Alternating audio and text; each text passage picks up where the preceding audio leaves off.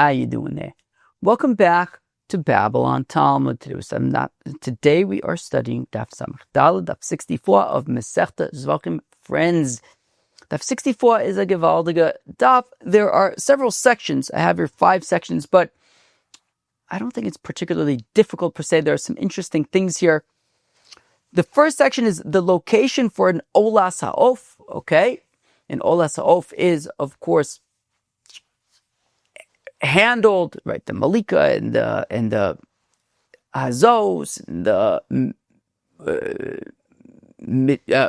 yimotze, the pressing out of the blood. All that stuff happens in the upper southeastern side of the mizbeach. How do we learn that out? Then we discuss traversing the mizbeach, going up on the mizbeach, down the mizbeach, going up the right side, down the left side, that kind of stuff.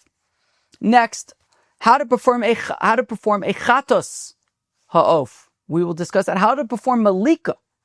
That's pretty interesting, right? Melikah is where the kohen kills the bird with his fingernail. How does that work? And finally, we'll get to a big Mishnah at the end of the daf, a big Mishnah. And the idea of the Mishnah is how to perform an olas ha-oaf. And we'll actually get into some pigul, some halachas that will be familiar to us from when we were learning about pigul earlier in the Masechta. So friends, this is what we have in store for Daf Samach Daled of Masechta Zevachim. I think it's going to be a great daf. Let us jump in. All right, friends, we will begin on the second line of Daf Samach Daled Amid Aleph of Masechta Zevachim. There are 3 things that are performed at the southwestern side of the mizbeach, southwestern corner, I guess, of the mizbeach, at the bottom, below the chut ha-sikra. Those 3 things are. Does anybody want to tell us what are those 3 things? Anybody? Maybe Dennis. What are they? The chatas ha-oaf, the hagoshes, when the korban mincha is brought to the mizbeach to do kmitza, and who wants to tell me the third thing? The chatas ha-oaf, the hagoshes, and the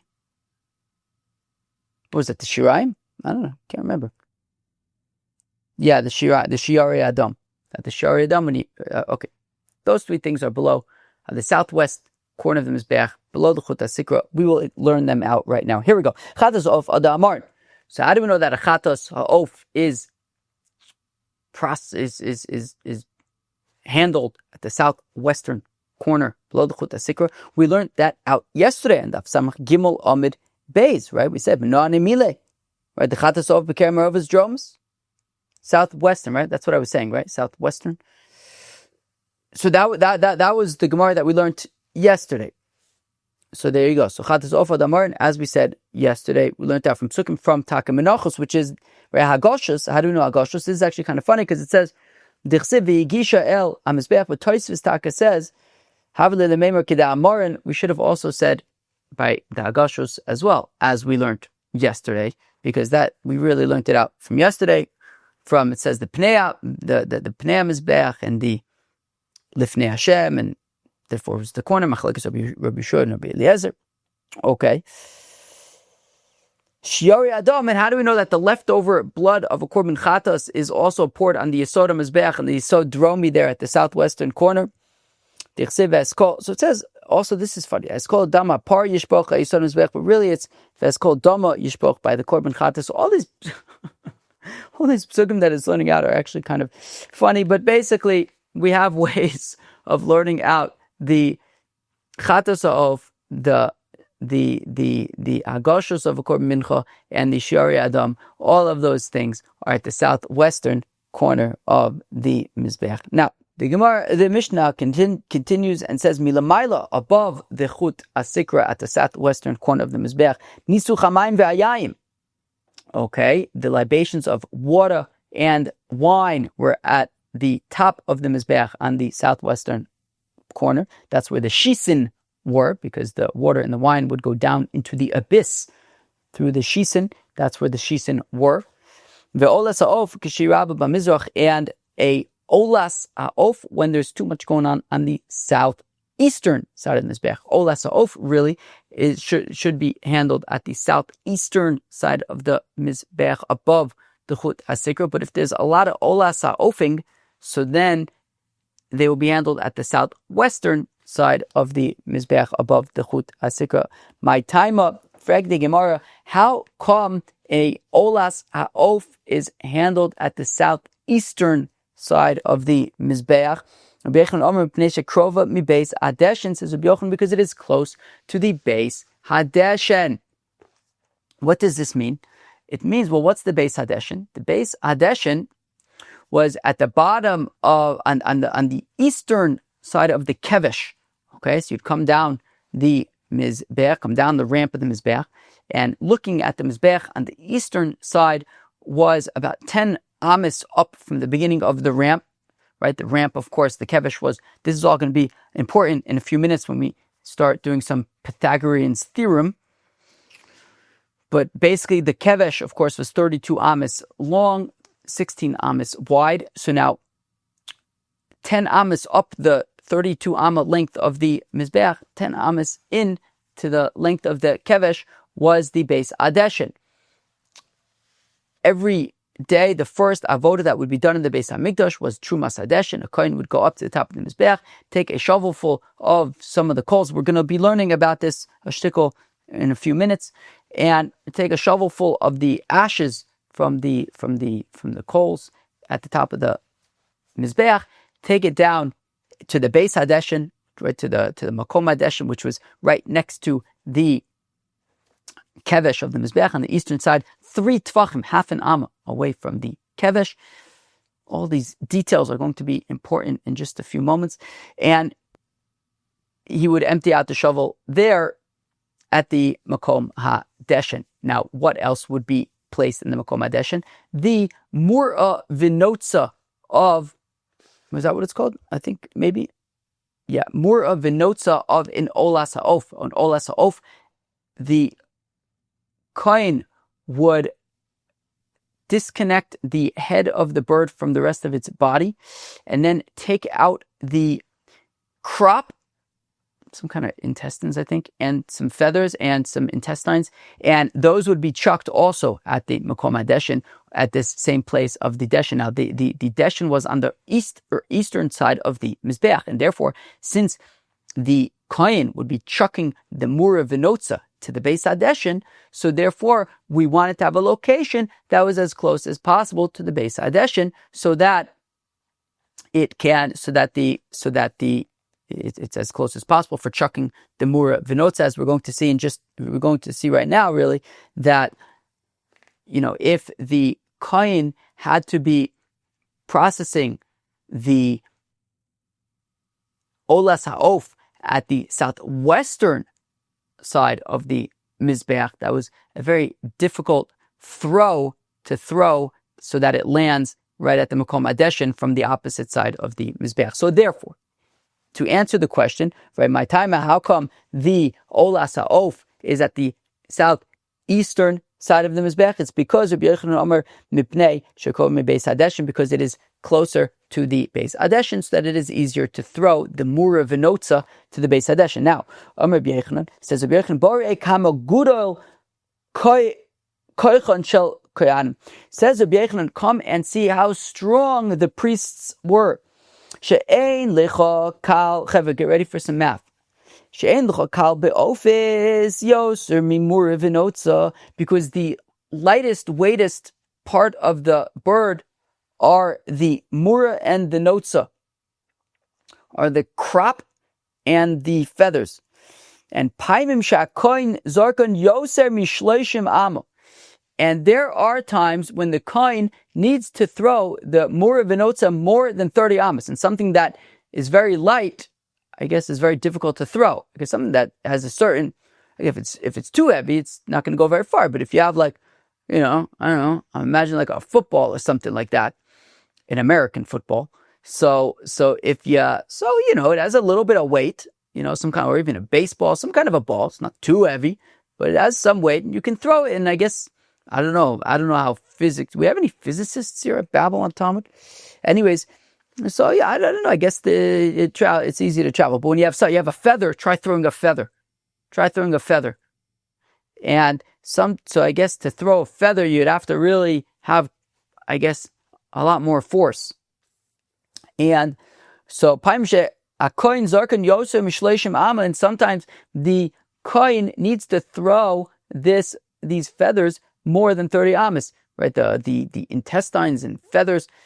How so? Well, if the kohen was processing the olas ha-oaf at the southwestern side of the mizbeach, well then, if we do a shtickle Pythagorean's theorem, it comes out to more than 30 amas. The Tanan that we learn in a Mishnah.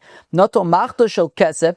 This is describing the Trumas Hadeshin in Masechta Talmud. Noto machto shel kesef, that the kohen would take a shovel of silver, a silver shovel, and go up to the top of the mizbeach. Ufina as a gecholim elach ve'elach, and he would move around. You would move around the, I guess, external coals, so that you can get to the very consumed coals that were in the middle of the pile. The yored, and he would go down with his shovelful down the kevesh, down the ramp. Higia l'ritzpa, and when he gets to the floor of the azare, machzer panav klapei tzofin, he turns around so that now he's looking at the mizbeach northward. The holech lemizracho, and now he goes to the east. He goes to his right, to the east of the kevesh, of the ramp, the mizrach shel kevesh, ke'eser amis, 10 amis up the kevesh. Right? Meaning he's not going up the kevesh, but meaning he's now to the right of the kevesh, on the eastern side of the kevesh, of the ramp. Now the kevesh, as I said a few minutes ago, is 32 amas long to get to the mizbeach. He would go a third of the way about, right? 10 amas towards the, right? When he gets down from the mizbeach, down at the bottom of the kevesh on the floor of the azar, he's now 32 amas away from the mizbeach. So now he goes to the right side of the ramp and he walks 10 amas towards the mizbeach. And there he empties the shovel, he empties the coals on the floor of the azare 3 tvachim away from the mizbeach, right? Half an amma away. So he's basically, or really from the ramp, from the kevesh. So he goes to the right of the kevesh, walks 10 amas towards the mizbeach, 3 amas away from the kevesh, right? There's a padding of 3 amas between him and the kevesh. Mokum shenosnin muravinotza, that's also the place where the muravinotza of the olas ha-oaf is thrown.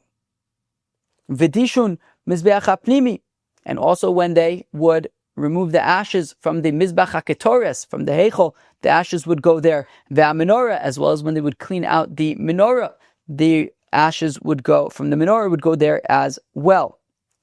So the point being that a kohen, if he had to process an olas ha-oaf, I'm using the word process because I don't know what a better word is, but if he would process, which means doing the Melikah and the trucking of the muravinotza and all the stuff that he has to do. So if that was at the southwestern side of the mizbeach, because there was no room on the southeastern side, now he had to chuck the muravinotza to the base deshen, that would be more than 30 amas. That would be more than 30 amas. So we'll get to the math in just a second. Why are we saying it's more than 30? Truth is, it's even more than 31 amas. Well, when we say 30, it's because we are excluding the place where the kohen stands. Okay, I have a diagram right here. So the truth is, it's today's Sunday morning.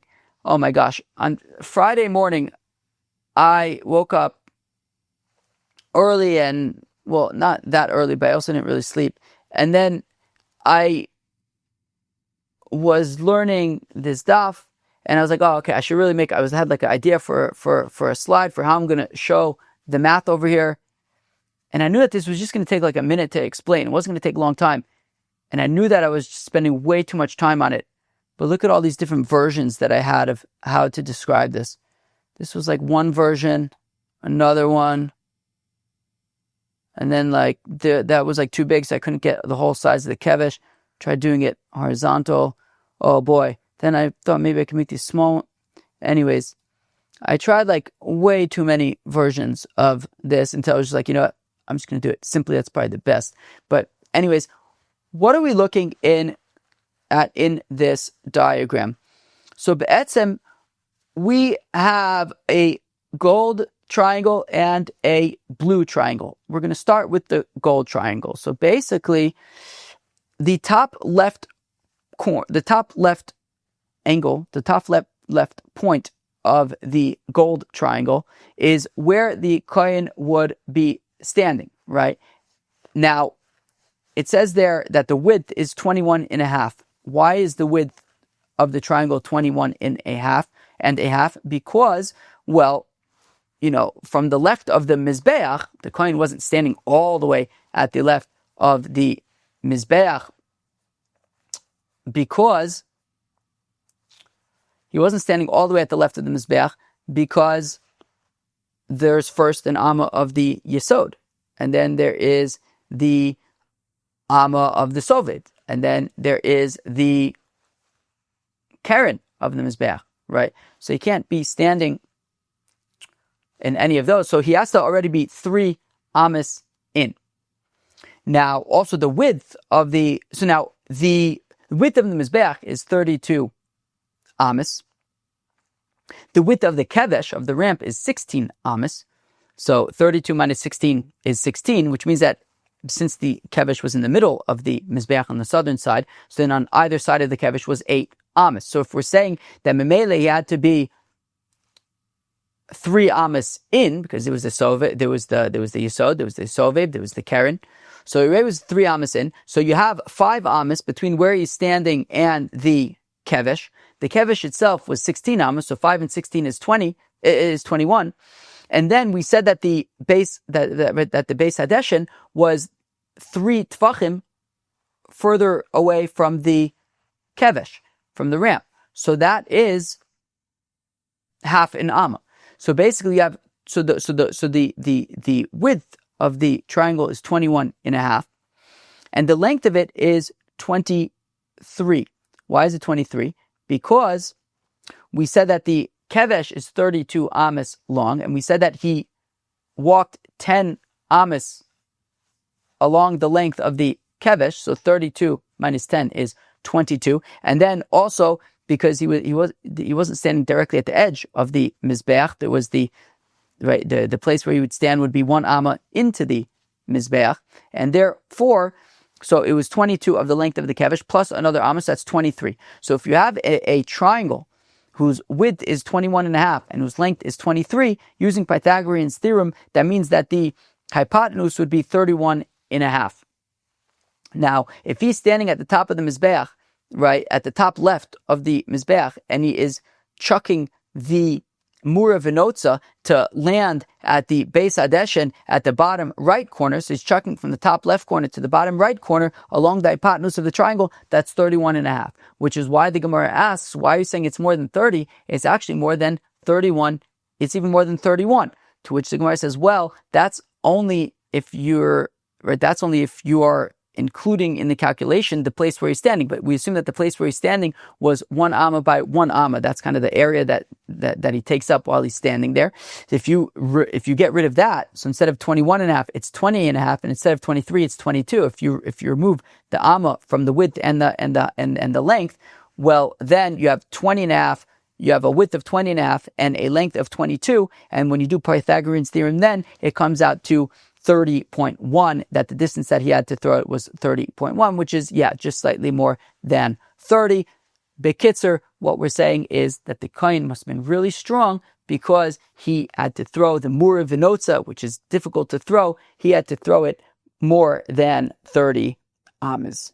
Just one final note on that. As I was saying that over, I was thinking like, wait, why is he standing on top of the mizbeach? I thought that the olas ha-oaf was done from standing on the sovev. So actually, I just had to look at some of the notes in the art scroll.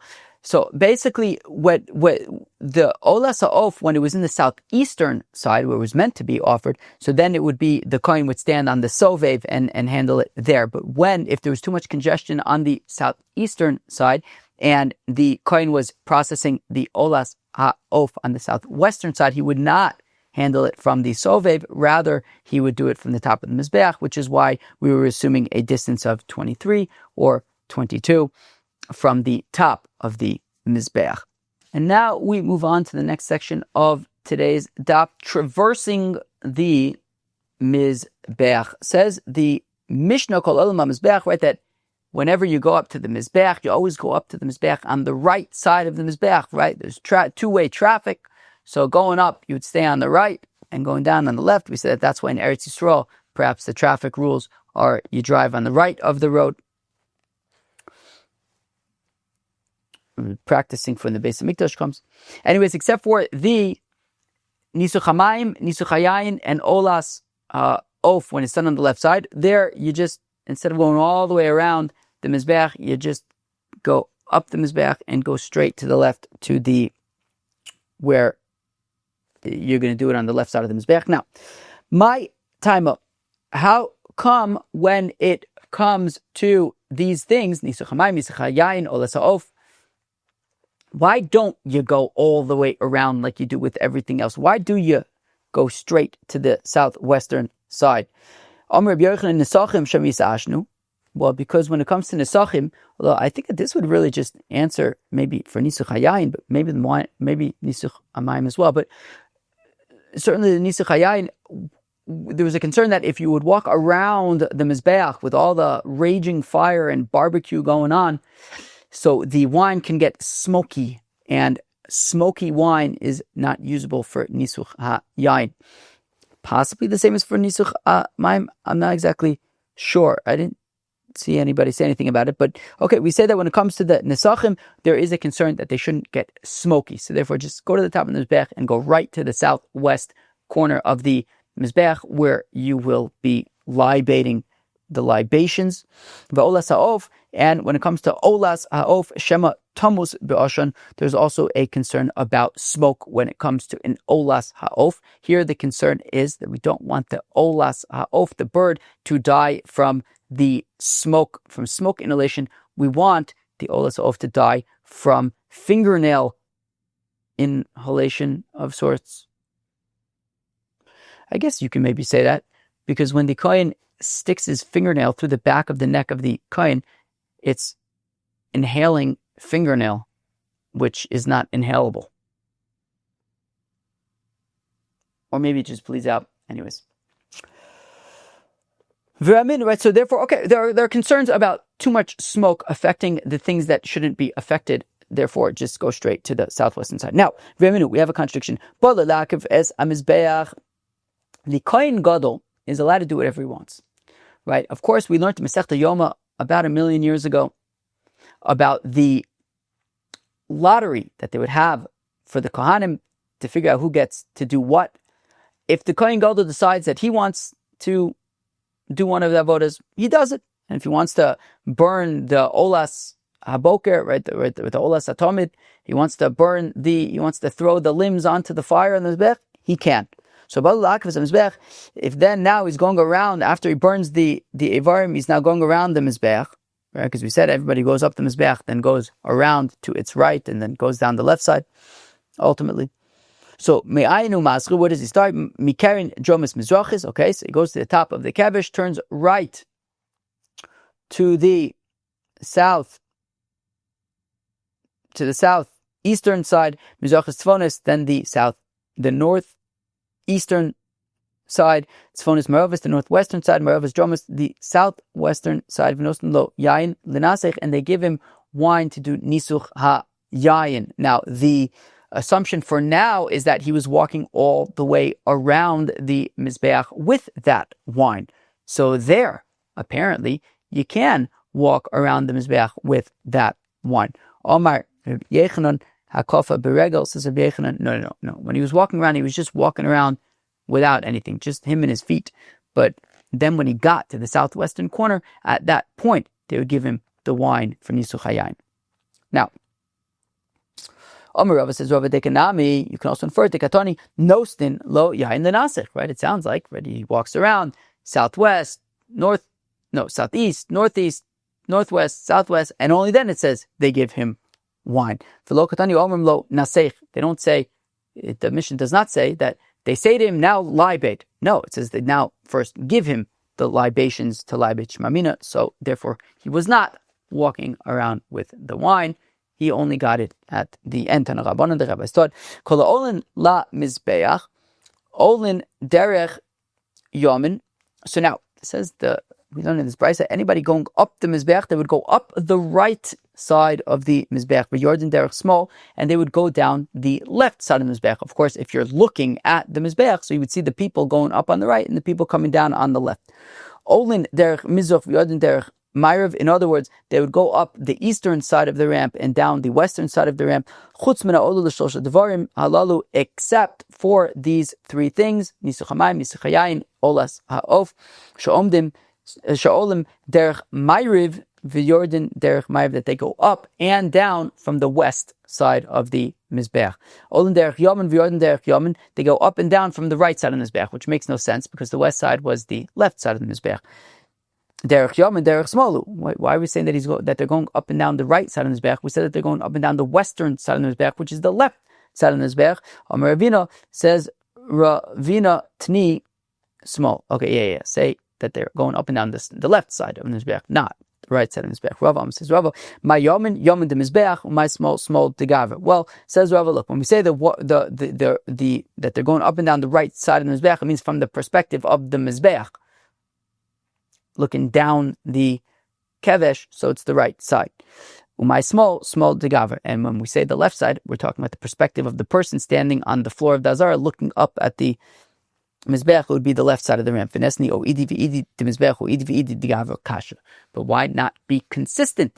Right? Say, stick to, right? Have the whole thing be talking about from the perspective of the mizbeach or from the perspective of the person. Why are we having some things talking about from the perspective of mizbeach, others talking about from the perspective of the person? Sometimes right means left, sometimes left means right. What's going on over here? So kasha, yeah, that is taka, a very valid question. Now we move on to the next Mishnah and the next section of today's daf. How to perform a chatas ha-oaf. Says the Mishnah, chatas ha-oaf ketzad hoisa naisis. How do you do a chatas ha-oaf? Remember, the chatas ha-oaf was at the southwestern corner of the mizbeach at the bottom, below the chut hasikra. Hayamolek es rosha mimul orpa. You would do Melikah, and the Gemara is going to describe exactly how to do Melikah. But you would do Melikah, essentially kill the bird from the back of its neck, ve'enu mavdil, and you would not separate the head from the rest of the bird. But this is different than in olas ha-oaf. In olas ha-oaf, you would actually separate the head of the bird from the body, sever the head from the body. But a chatas ha-oaf, you would only stick the fingernail through one, right? There's the esophagus and the trachea. You would only have to stick through one of them. You would not separate the head. You would not sever the head from the body. And then sprinkle from its blood on the wall of the mizbeach. Remember, this is below the chut hasikra. Shiari adam, and whatever blood was left in the body of the bird, you would press, the kohen would press against the side of the mizbeach, and the blood would make its way, and the blood could at least potentially make its way down to the yesod of the mizbeach. When it comes to a chatas ha-oaf, the only part that goes in the mizbeach is the blood. By chatas ha-oaf, the kohen eats the entire thing. None of it is burnt on the mizbeach. Says the Gemara, Tanu Rabbanon, v'hiza midam achatos, and you would sprinkle from the blood of the chatas ha-oaf, miguf achatos, from the body of the chatas ha-oaf. Aketzad, how so? Oches berosh uveguf. So the kohen would do Melikah, he would kill the bird, then he would hold the body and the head, umaze al tir ha-mizbeach, and then, I guess, flick the bird so that his blood sprinkled on the wall of the mizbeach. V'lo al kir akevish, not on the wall of the ramp, v'lo al kir heichel, not on the wall of the sanctuary, the heichel. V'lo al kir ulam, nor on the wall of the ulam. Ve'eze zekir atachton. So this is the lower wall of the southwestern side of the mizbeach, below the chut hasikra. Oh, eno elo kir ha'elyon. Wait, maybe it is above the chut hasikra. And after all, v'dinu, I can make the following argument to say that it should be above the chut hasikra. Uma behema she'olas lemata chatas lemaylo. Well, when it comes to behema, when you have an ola of a behema, that ola is below the chut hasikra. Only a chatas behema is above the chut hasikra. So chatas lemaylo, and even though the ola is below the chut hasikra, its chatas behema is above the chut hasikra. Ola ha-oaf she'olas lemaylo. Now, when it comes to a oaf, where an olas ha-oaf is already above the chut hasikra, so then also its korban chatas should be above the chut hasikra. Tamalomer v'anisher badam yimotze al yisod amizbeach. Therefore, the pasuk says that the whatever blood is left in the bird, yimotze al yisod amizbeach, needs to be pressed on the yisod of the mizbeach. Kirsha shirayin shalom mismatzim the yisod. It's talking about a wall, a section of the mizbeach where blood would drip down and make its way to the yisod of the mizbeach. Ve'ezeh zekir atachton, that is the part of the mizbeach that is below the chut hasikra. Because if we're talking about the upper part of the mizbeach, well, then any blood would make its way down to the sovef, but not to the yisod. But if it's below the chut hasikra, then the blood can make its way down to the yisod. But frak the Gemara, wait 1 second. If we're just talking about that when you press the blood, the body against the wall, its blood will make its way down to the yisod, well then, meaning, what are the parts of the chatas ha-oaf? Well, there's the Melikah, killing the bird. Then there's the hazah, which is like sprinkling the blood on the mizbeach. And then there's the pressing whatever blood is left. So maybe the pressing needs to be below the chut hasikra, but the sprinkling should be above the chut hasikra.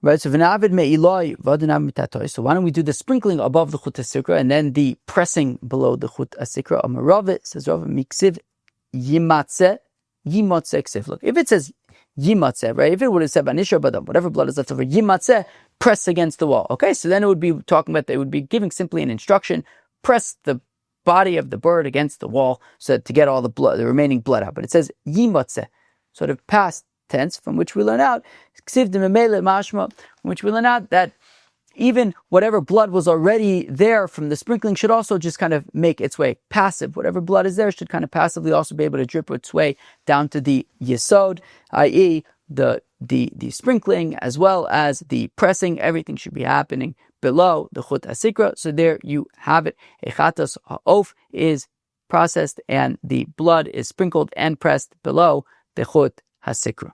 Now we get up to the section of the Gemara that discusses how to perform Melikah. Amar V'zucher bar Tuvia Amar Rab, Keitzad molkin chatas ha-oaf. How do you do Melikah for chatas ha-oaf? Ochez gapov b'shtei etzba'osav v'shtei raglayim b'shtei etzba'osav u'moteach tzavara al rochav godlo u'molka. What you do is, so according to this version, you are, okay, let me see if I can imagine this. According to this version, because I don't have a photo of this version. I actually have a photo of the next version. According to this version, you take the bird, you put it in the palm of your hand, okay, and you put the two feathers. So I guess its back is towards the palm of your hand, and its stomach is facing you, I guess. You take the two feathers and you put it through your index and middle fingers, and the 2 feet between your ring finger and your pinky, and then what you do is, I think according to this version, apparently it's Machlokes Rashi and Tosfos, if it's you do the Melikah, the fingernail with the other hand or whatever. But I imagine according to this version, you then take the neck of the bird, you stretch it over your thumb, and you put your fingernail in the back of its neck. That's that version. Now, the next version is, b'masnisatan is in a brisa, tzipur milavar. You don't put the bird in the palm of your hand, but rather over the back of your hand. Oches gapov bishtei esbosov. You put the two wings between your two fingers, two fingers, or shnei raglayim bishtei esbosov, esbos, and 2 feet between your two fingers. Motech tzavar al rochav shtei esbosov umolek. Okay, here instead of translating, I'll just show you a photo. So here we have a photo. Yeah, there you go. So according to this version, although actually I think this is actually slightly different than what's being described here, but you see this fellow over here has a bird, and it's got its two feathers between its two wings, I guess, feathers, I don't know, between his first two fingers, and he's got his fingers, the legs there between his other two fingers, and he's just taking his other hand. Yeah, I guess it assumes that there's two hands, and he's basically sticking his finger in the neck of the bird. Exciting stuff. All right. Yeah, the only thing there is that it says moteach tzavar arochav shtei etzba'osav. Somehow, it's, yeah, I don't know. Is that, I think its neck looks like its neck is over. I don't know. What are the two etzba'osav? I thought it was like the ring, the pointer and middle fingers, the index finger and middle fingers. Was that not that? Al garon arochav apnimi shel shtei etzba'osav etzba ve'ama. Oh, no. Wait, what's the amma? What is the amma? Is that your thumb? Yes, I guess maybe this is, I think this photo might be what the Gemara is describing over here. So, okay, that's how you do kmitza, and that's how you do Melikah. And this is the most difficult thing to do of all the stuff, all the avodas that were done in the Beis Hamikdash. This was the most difficult. Zoi v'sulo, what? This was the most difficult. V'ika kmitza, v'chafina. What about the komets? Right? We just talk about take a fistful of the flour, like no big deal. But no, actually, you would take the komets, and it would be like your 3 middle fingers, and you would take a fistful that way. Then you would have to use your pinky and your thumb to kind of make sure that it was like the right amount and nothing sticking out or anything like that. Apparently, that was challenging. V'chafina. This one sounds impossible. That basically the Kohen Gadol on Yom Kippur, he would take the ketoris and put it in a vessel. Now he had the coals in a shovel in one hand, and he had this vessel with the ketoris in the other hand. But he would basically take a fistful, right? He would take like, I think 2 handsful of ketoris and put it in the vessel. But then when he got into the Kodesh HaKodashim, he would be holding the shovel in one hand, and he would have to get the ketoris out with just one hand. He'd have to get the ketoris out of the vessel back into his hand so that he could then put it on the coals all like one-handed. So that was also pretty difficult. So so don't necessarily say that this was the most difficult, right? That Melikah was the most difficult avodah, but it was one of the most difficult avodas in Beis Hamikdash. There were a few difficult avodas in Beis Hamikdash. Melikah was one of them. And now we get up to the final Mishnah of the day and the final section of the day, how to perform in olas ha-oaf. Says the Mishnah, olas ha-oaf, ketzad naisis. How do you do in olas ha-oaf? Alu l'kevesh in front of the soved. So the kohen would go up the ramp of the mizbeach, and then when he got to the sovev, the ledge that was 6 amas off the ground, he would turn right onto the sovev. He would get to the southeastern corner of the mizbeach. As Rosh Mul Orpas, as we learned about Melikah, he would do Melikah on the back of the neck of the ola, of the bird. Umavdil, and this time he would sever the head from the rest of the body. Umitza es doma al kir ha-mizbeach, and then he would press the blood of the body. He would press the body of the olas ha-oaf against the wall of the mizbeach. Natal es harosh, he would then take the head vehikif beis melichoso la mizbeach and press the severed part of the head against the mizbeach. Ooh, that's intense. Chevy, you got any kohanim over here? Chevy, any kohanim over here? Kohanim, are you excited to do Melikah? You excited to sever the head of a bird from the rest of its body and then take the head that's freshly severed with like the beak and the eyes and the mouth and everything, and just press it against the wall of the mizbeach. V'savko b'melach. I'm sure you probably get used to it. You want me to? Should I? Maybe I'll bring an olas ha-oaf, so you could. I'll be the one to. You could break the ice with me. I'll bring an olas ha-oaf. You just better. May as well just get it done quicker. Just get it over with. You break the ice. The first one's probably the hardest. V'savko b'melach, and then you got to cover it in salt. Right? Al kol korbancha tavi melach takriv melach. V'zarko al gabe ishim, and take the head and chuck it on the fire. Babble guf. Then you get to the body. Facer as a murav, as a notza, and then you remove from the body the crop and feathers. V'ez, I think just like the feathers around the crop. V'ez b'nei amayayim ayos and imam, and the intestines that come out with it. V'shlichon lebeis hadeshen, and as we discussed earlier, you then chuck it at the base hadeshen that was to the east of the kevesh of the ram.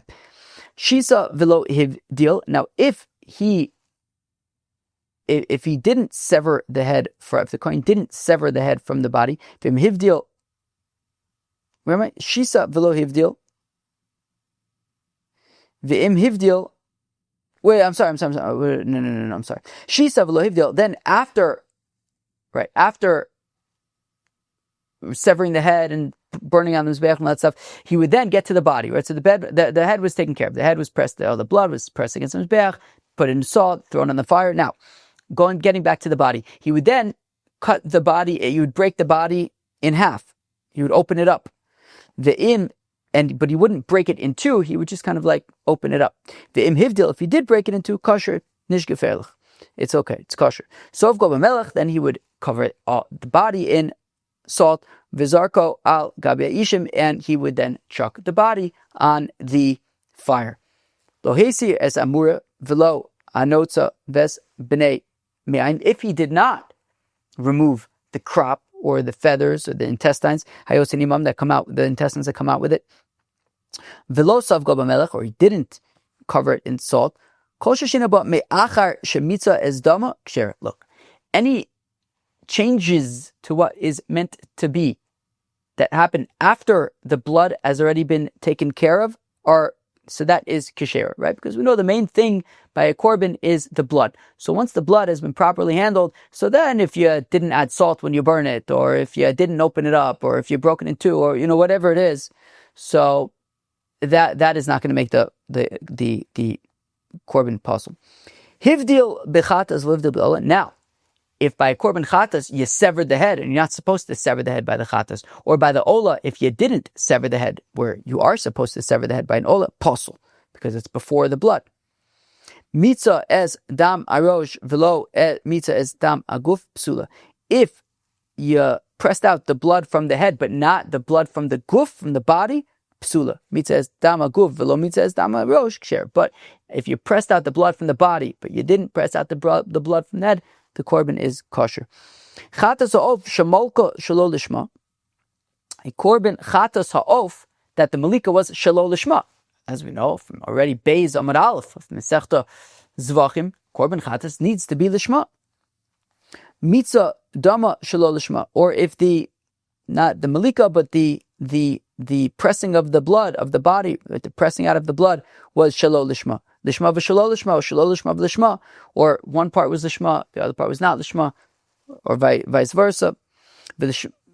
Where am I? Psula. Right. So these things are psula because these are things related, right, that are prior to the blood work. Olas ha-oaf kshera. Now, when it comes to olas ha-oaf, a korban ola, of course, as we know from the first daf Masechta Zevachim, if it's shelo lishma, it's kshera. Uvavad shelo also the Babble Shem chova. But of course, the korban, if the owners, but if they said, I'm going to bring a korban ola, and it was done shelo lishma, you're going to have to bring nacham. Well, right. I'm going to bring, olas ha-oaf, whatever. Olas ha-oaf, so right, you'd have to bring another one if it was shelo lishma. Echad chatas ha-oaf, vechad olas ha-oaf, shemolkon, v'shemitza es damon, lechol dover shedarko, lechol lahaktir dover shedarko, lahaktir chutz dem komo, posel v'mokaris, chutz lezmanu pigol v'chayven olaf karis. Of course, friends, pigol, when it comes to a korban, a chatas is eaten by the Kohanim. None of it is burned on the mizbeach by a chatas ha-oaf, but it's eaten by the Kohanim. So if the Melikah, or if the pressing of the blood was done with the intention of eating it chutz lizmano, so it would be pigul. Chutz limkomo, it would be pasul. Or by an olas ha-oaf, if it was done with the intention of burning it, chutz lizmano, pigul. Chutz limkomo, pasul. When we say that if it's chutz lizmano, it's pigul, it's so long as she yakriv hamatir kimitzvaso. Ketzad, how so? Ketzad karv hamatir kimitzvaso. Molak b'shtika. Okay, so if the Melikah was all good, right? No problematic intent. Umitza adam chutz lizmano, but if the pressing of the blood was with the intention of chutz lizmano, or shamalak chutz lizmano umitza adam b'shtika, or the Melikah was with intentions of chutz lizmano, but the pressing of the blood was not, right? There wasn't any improper intent there. Or shamalak umitza adam chutz lizmano, or if the Melikah and the pressing of the blood was chutz lizmano, zeu shekar v'matir k'mitzvaso, that will be pigul. Ketzad lo kar v'matir k'mitzvaso, when would it not be pigul? Molak chutz limkomo umitza adam chutz lizmano. Well, if the Melikah was with machshavas chutz limkomo, and the pressing of the blood was with machshavas chutz lizmano, or shamalak chutz lizmano umitza adam chutz limkomo, or fakert, if the Melikah was chutz lizmano, but the pressing of the blood was chutz limkomo, or shamalak umitza adam chutz limkomo, or if both were chutz limkomo. This is basically chazar, right? We've seen this already with animals. Chatas ha-oaf, when it comes to chatas ha-oaf, shemalka shelo lishma, umitza adam chutz lizmano, if the Melikah was lo lishma, and then the pressing of the blood was chutz lizmano, or shemalak chutz lizmano mitza damo shelo lishma, or the Melikah was chutz lizmano with machshavas chutz lizmano, but the pressing of the blood was machshavas shelo lishma, malak umitza adam shelo lishma, or both the Melikah and the pressing of the blood was shelo lishma, zeu shelo kar v'matir k'mitzvaso, that is not kar v'matir k'mitzvaso by chatas ha-oaf. Lechol kazayis b'chutz kazayis l'macher. If there was intention to eat a kazayis chutz limkomo and a kazayis chutz lizmano, kazayis l'macher, kazayis b'chutz, or kazayis chutz lizmano, kazayis chutz limkomo, kachatzi zayis b'chutz, kachatzi zayis l'macher, half a zayis chutz limkomo, half a zayis chutz lizmano, kachatzi zayis l'macher, kachatzi chatzi. Whoa, what?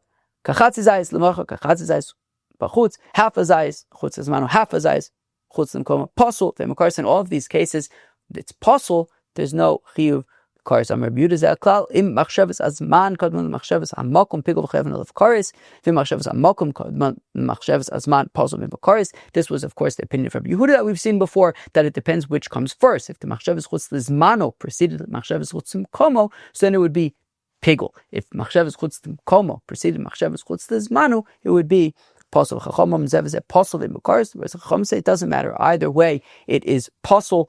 There's no kares. Lecho kachatzi zayis ulahaktir kachatzi zayis kosher shenechilav aktor mitzdarfim. But if the intention was to eat half a zayis chutz lizmano and to burn half a zayis chutz lizmano, those would not join together in any way, because achila and aktara don't join together. So it would be apples and oranges, can't be added together. Friends, that was Daf Samech Dalid of Masechta Zevachim.